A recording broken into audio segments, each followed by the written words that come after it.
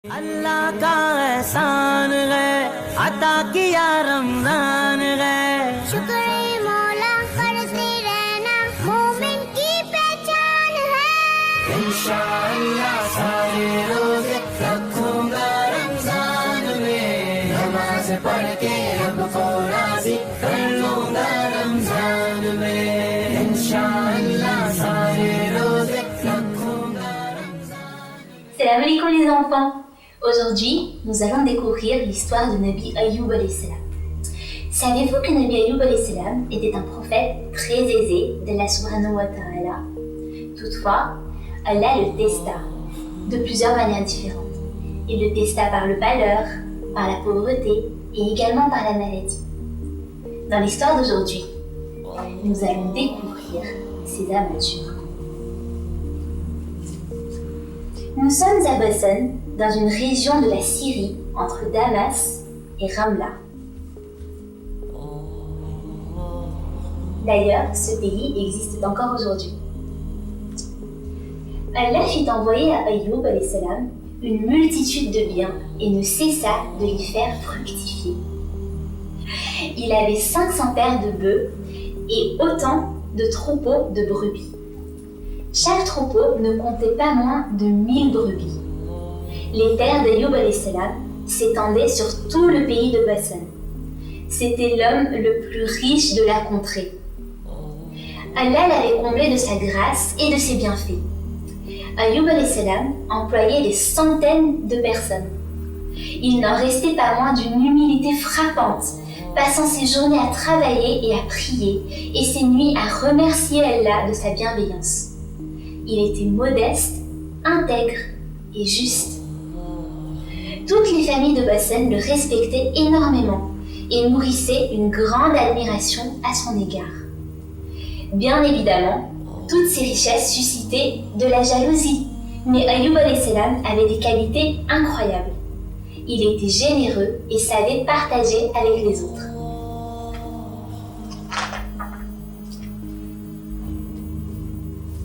Allah avait donné à Rahma et Ayyub alayhi salam 14 enfants, 7 filles et 7 fils.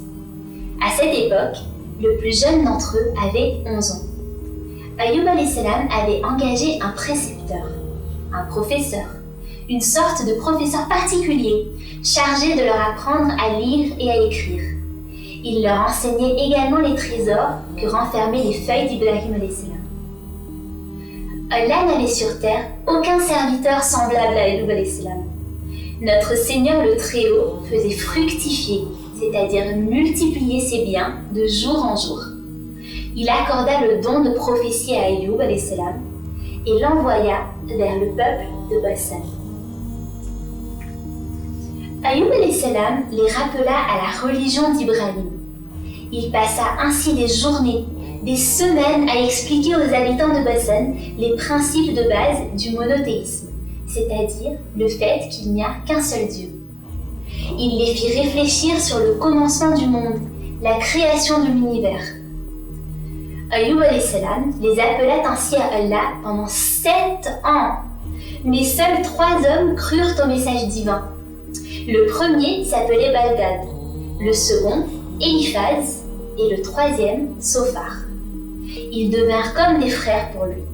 D'ailleurs, il lui demandait souvent conseil.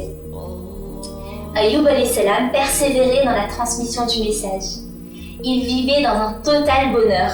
Même les anges du ciel le louaient et l'admiraient. Cependant, il en est un qui ne voyait pas tout cela d'un bon œil. Iblis. Il haïssait Ayyub alayhi salam et ses qualités irréprochables.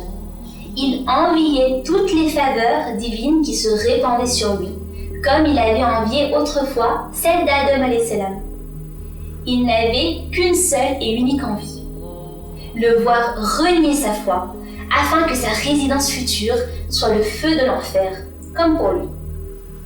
Il ruminait encore et encore contre celui qui représentait pour l'heure son pire ennemi, le plus grand et le plus fervent serviteur d'Allah le Très-Haut. Il réfléchit longuement à la manière dont il pourrait réussir à détruire Ayyub alayhi salam et élabora un plan digne de lui, un plan diabolique. Mais il avait besoin pour ce faire de l'aide d'Allah. Ô Seigneur, je viens te parler d'Ayoub. Tu le combles de tes bienfaits. Tu répands sur lui tes grâces et tes faveurs. Il est l'homme le plus riche de Bazan. Ses 14 enfants sont en excellente santé. C'en est trop, beaucoup trop pour un seul homme. Comment veux-tu éprouver sa foi dans de telles conditions, Seigneur? Je reste persuadée qu'Ayoub ne te rend un culte si grand que parce que tu l'as comblé de tes bienfaits. Sa reconnaissance n'a rien d'exceptionnel. Quel homme ne le serait pas à sa place? Oui, je suis prêt à te prouver que si Ayoub devenait pauvre, il te renierait et deviendrait rebelle. Accorde-moi du pouvoir sur ses richesses, Seigneur. Allah est certes l'omniscient, le clairvoyant. Cela signifie qu'il sait tout. Il voulut montrer à Iblis qu'il ne pouvait rien sur ses pieux, ses fidèles, ses fervents serviteurs. C'est la raison pour laquelle il accorda à Iblis ce qu'il demandait. Aussitôt, le diable descendit sur terre. Il poussa un cri effroyable. C'est alors que les démons de toutes les contrées du monde se réunirent autour de lui. Iblis et son armée se rendirent sur les terres d'Ayoub alayhi-salam. Ils se dispersèrent et mirent le feu à ses biens, à ses cultures et à son bétail. Tout brûlait. La fumée s'élevait jusqu'au ciel et les cendres virevoltaient au gré du vent. Tout n'était devenu que flammes, noirceur et poussière. Les démons ne laissèrent pas un souffle de vie sur leur passage. Les brebis, les bœufs et même les bergers périrent. Iblis prit alors l'apparence d'un berger blessé et brûlé et se dirigea vers Ayoub alayhi-salam. « Oh Ayoub, c'est terrible, c'est terrible! Allah a envoyé le feu du ciel. Les brebis, les bœufs, tous sont morts brûlés vifs. Aucun des bergers n'a survécu, je suis le seul. Sache, berger, qu'Allah m'a donné toutes ces choses. Il n'est en droit de les reprendre. D'ailleurs, si tu avais été quelqu'un de bien, il t'aurait pris toi aussi. » Iblis, que la réponse d'Ayoub alayhi-salam avait rendu furieux, ne put s'arrêter là. Il était persuadé qu'en frappant plus fort, Ayoub alayhi-salam renierait Allah et deviendrait du nombre des rebelles. Mais que pouvait-il arriver de pire à un homme que de perdre tous ses biens? Soudain, il eut une idée. Mais une fois de plus, Iblis, pour venir à bout de son plan machiavélique, de son plan diabolique, avait besoin du concours d'Allah le Tout-Puissant. Ô Seigneur, je viens te parler encore d'Ayoub. Ce dernier ne souffre pas le moins du monde de la perte de ses biens. Car il te connaît. Il sait pertinemment que tu lui rendras tout ce que je lui ai pris. Mais il y a une chose qui ne peut être rendue. C'est la vie. Oui, je suis prête à te prouver que si Ayoub perdait ses enfants, il te renierait et deviendrait rebelle. Accorde-moi du pouvoir sur la vie de ses enfants, Seigneur. Une fois encore, Allah accorda à Iblis ce qu'il lui demandait. Celui-ci descendit alors sur terre, alla jusqu'à la maison d'Ayoub alayhi-salam, où ses 14 enfants étaient en train d'apprendre leurs leçons avec leur maître. Puis, Iblis fit trembler la terre si fortement que la maison s'écroula entièrement. Il ne restait alors plus un souffle de vie aux alentours. La maison n'était devenue qu'un amas de pierres et de poussière. Des 14 enfants d'Ayoub alayhi-salam, aucun ne survécut. Le maître également périt dans le tremblement. Iblis prit alors l'apparence de ce dernier, la blouse déchirée, le corps blanc de poussière et la tête rouge de sang. Il claudiqua, il boita en direction d'Ayoub alayhi-salam. « Oh Ayoub, c'est terrible, c'est terrible! Allah a fait trembler la terre sous ta maison. Ta maison s'est écroulée et tes 14 enfants sont morts. Pas un seul n'a survécu. Ils sont tous morts, Ayoub. Tu m'entends? Morts. Allah n'a fait trembler la terre nulle part ailleurs qu'à cet endroit-là. Morts. Mes enfants sont morts. Oh, si tu les avais vus, Ayoub. Si tu avais vu leurs pauvres corps, leurs yeux exorbités. Oh, si tu les avais entendus hurler sous les pierres et les poutres. Ils appelaient de toute leur force père et mère à leur secours, jusqu'à ce que leurs âmes sortent de leur corps. Un silence de mort s'abattit alors sur l'édifice en ruine. Oh, comment Allah a-t-il pu te faire subir une chose pareille? Et tous ces innocents? Iblis ne cessa de parler que lorsqu'il vit des larmes couler des yeux d'Ayoub alayhi salam. Il comprit alors qu'Ayoub alayhi salam souffrait de la perte de ses enfants, car ses yeux devinrent blancs à force de pleurer. Une tristesse profonde envahit Ayoub alayhi salam. Iblis pensait avoir enfin réussi. Mais Ayoub alayhi salam éleva son cœur vers Allah et prit patience. Il ravala ses larmes et se tourna violemment vers Iblis. « Tu es certainement Iblis pour me parler de la sorte, et tu ne le fais que pour m'attrister et m'éloigner d'Allah subhanahu wa ta'ala. Va-t'en, tes manigances et tes stratagèmes ne serviront à rien. Maudit sois-tu. » Iblis, confondu, se retira. Il avait perdu tout espoir de séduire Ayoub alayhi salam. Que pouvait-il arriver de pire à un homme que de perdre ses biens et ses enfants? Il réfléchit.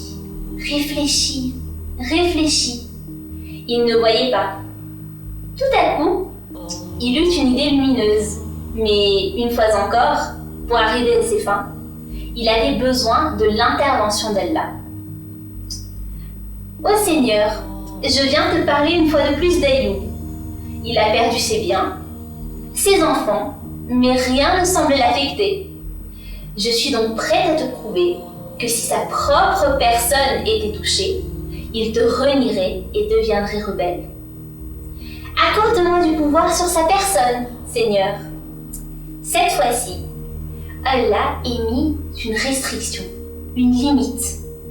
Iblis n'aurait de pouvoir ni sur le cœur, ni sur l'intelligence, ni sur la langue d'Ayoub alayhi salam. Quant au reste de son corps, Iblis en disposerait à son gré. Iblis descendit alors sur la terre et s'approcha d'Ayoub alayhi salam. Il insuffla dans le nez de ce dernier un mal qui se répandit dans tout son corps. Dans les premiers temps, il eut du mal à se tenir debout et devait s'asseoir pour se sentir mieux. Par la suite, le corps d'Ayoub alayhi salam devint rouge et quelque temps après, couvert de gales. Tout le démangeait, mais à chaque fois qu'il se grattait, les plaques se transformaient en ulcères. Des trous se formèrent à tous ces endroits et s'emplirent de vers. Ainsi, Ayoub alayhi salam fut la proie, de la tête aux pieds, d'innombrables vers qui se gorgeaient de sa chair galeuse et flétrie. Mais il était infiniment patient et n'en voulait à personne de sa misérable condition. Il subissait les épreuves d'Allah sans se plaindre. Il ne restait de sain en son pauvre corps meurtri que son intelligence, son cœur, ses yeux et sa langue. Son état paraissait si pitoyable. Lui, qui autrefois avait été la personne la plus influente de Boston, ne ressentit aucune marque de soutien ni de compassion à son égard. Lui, qui avait tant de fois sauvé l'opprimé de la main hargneuse de l'oppresseur, ne vit aucune main se tendre vers lui. Sur ses compagnons, il n'en restait que 2, mais ces derniers craignaient que cette maladie soit contagieuse et observaient une certaine distance lorsqu'ils s'approchaient de lui. Il lui parlait, mais en éprouvait de la crainte. Ayoub alayhi salam était seul avec son épouse Rahma, sa tendre et chère épouse qui patientait avec lui. Elle était pour Ayoub alayhi salam une véritable miséricorde d'Allah, comme son nom l'indique bien en arabe. Elle n'avait jamais détourné son regard de lui, l'aimait comme nos premiers jours et le soutenait de toutes ses forces. Allah avait pris les doigts d'Ayoub alayhi salam, mais elle lui donnait les siens. Allah avait pris les jambes d'Ayoub alayhi salam, mais les siennes les soutenaient tous les deux. Allah avait pris la force physique d'Ayoub alayhi salam, mais elle en avait pour deux. Ayoub alayhi salam ne pouvait plus bouger et restait immobile la journée durant, couché sur un lit. Comme il était dans l'impossibilité de se nourrir, de boire et de s'habiller, Rahma ne cessait de lui venir en aide. Mais, bientôt, Ayoub alayhi salam ne put subvenir aux besoins de sa chère et tendre épouse. Elle ne lui en voulut pas, ramassa sans hésitation toutes ses économies et dépensa tout ce qu'elle possédait, afin de pouvoir continuer à s'occuper de lui. Mais bientôt, elle n'eut plus un sou. Alors, elle finit par mendier au village, de village en village, et ne put mettre dans la bouche de son mari que les maigres pitances qu'elle récoltait. En dépit de tous ses efforts, l'état de santé d'Ayoub alayhi salam allait en s'aggravant. Il n'y avait plus un seul morceau de chair sur son corps. Il ne lui restait que les os, nus et rongés. Tous pensaient qu'il ne lui restait certainement plus longtemps à vivre. De plus, les habitants de Bassan, inquiétés par cette maladie étrange qui consumait Ayoub alayhi salam, s'incommodèrent de son état et ne supportaient plus qu'il reste dans le même lieu qu'eux. « Cela n'est plus supportable, Ayoub ne peut plus rester parmi nous. C'est trop dangereux, nous pourrions attraper son affreuse maladie. Oui, il faut qu'il meure loin d'ici. Et si nous l'emmenions au milieu des ordures, hors de la ville, il ne gênerait personne. » Et c'est ainsi que quelques hommes d'entre les habitants de Bassan conduisirent Ayoub alayhi salam et le couchèrent au milieu des ordures à la sortie de la ville. Rahma n'abandonna pas son époux et le suivit jusque dans les déchets. C'est dans cette misère humaine que vécurent pendant 18 ans Ayoub alayhi salam et sa femme. Sa femme lui dit un jour avec compassion et amour: « Tu es un messager d'Allah subhanahu wa ta'ala. Invoque-le, supplie-le de mettre fin à tes souffrances et de te rendre ta santé. Il t'entendra, tu es son prophète. » Combien de temps vivions-nous dans la richesse? Combien de temps avons-nous été heureux? Elle répondit sincèrement: 20 ans. Ayoub alayhi salam, avec sa profonde sagesse habituelle, rétorqua: Comment oserais-je supplier mon bien-aimé alors que j'ai vécu pendant 20 ans dans l'allégresse, dans le bonheur?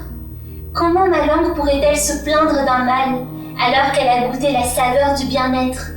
Je ne l'invoquerai que lorsque le mal qui me touche aura été l'équivalent du bien qui m'a touché. Le temps s'écoulait, et au fur et à mesure que les jours passaient, elle désespérait. Aussi, lui dit-elle: « J'ai fait appel à un médecin qui a choisi pour toi les meilleures plantes. Sinon, jusqu'à quand devrons-nous endurer cette épreuve ?» Il lui demanda comment elle pouvait mettre en doute la volonté d'Allah.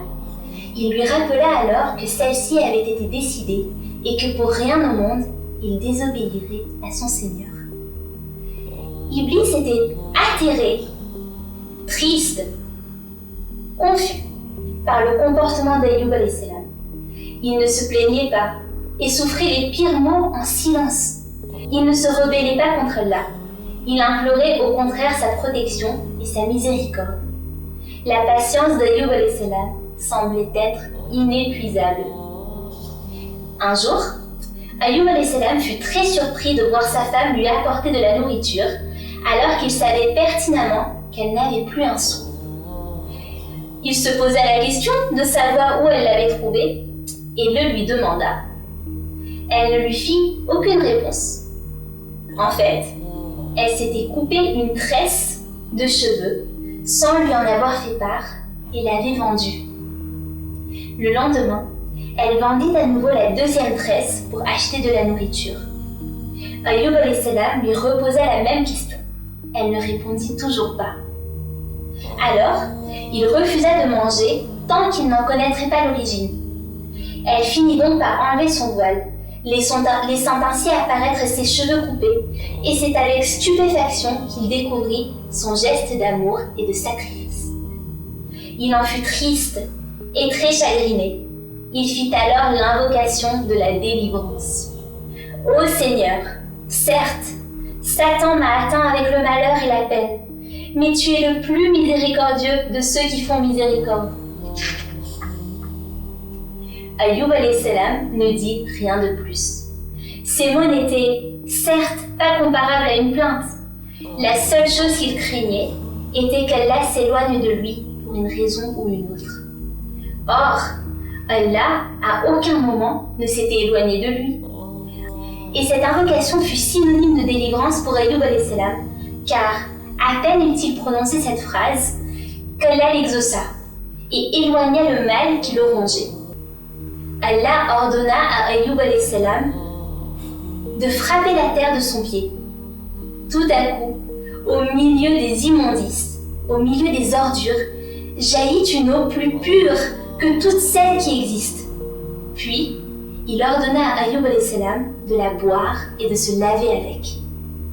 Alors, par la puissance d'Allah, partout où l'eau coulait, le corps d'Ayoub alayhi salam devenait plus sain et plus beau qu'il ne l'avait jamais été auparavant. Des ulcères disparurent et laissèrent place à une peau plus douce et plus lisse que celle d'un enfant. Les vers qui étaient à l'intérieur de son corps se transformèrent en vers à soie.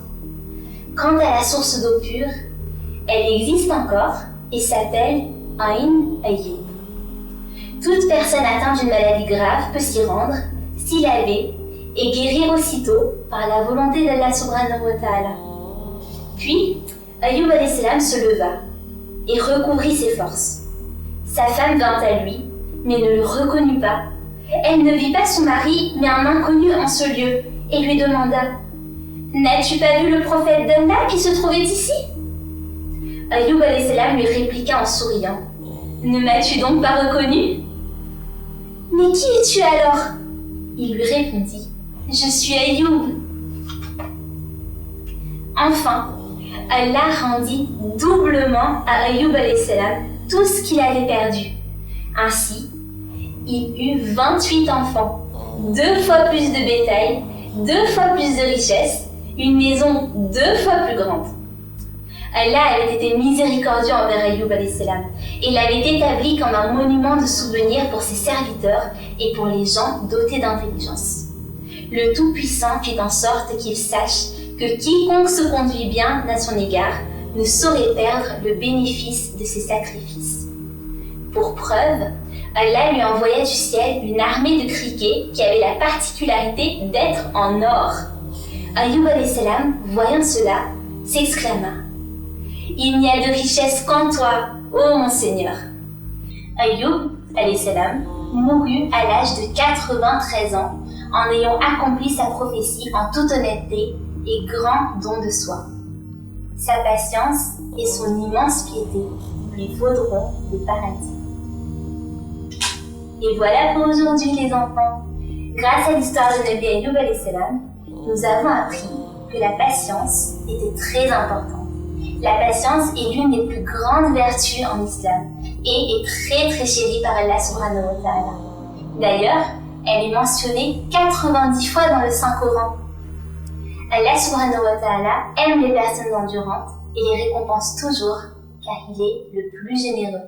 Merci beaucoup d'avoir écouté cette histoire avec moi et à la prochaine Inch'Allah. Kudafis. नमाज़ पढ़ के रब को राज़ी कर लूँगा रमज़ान में।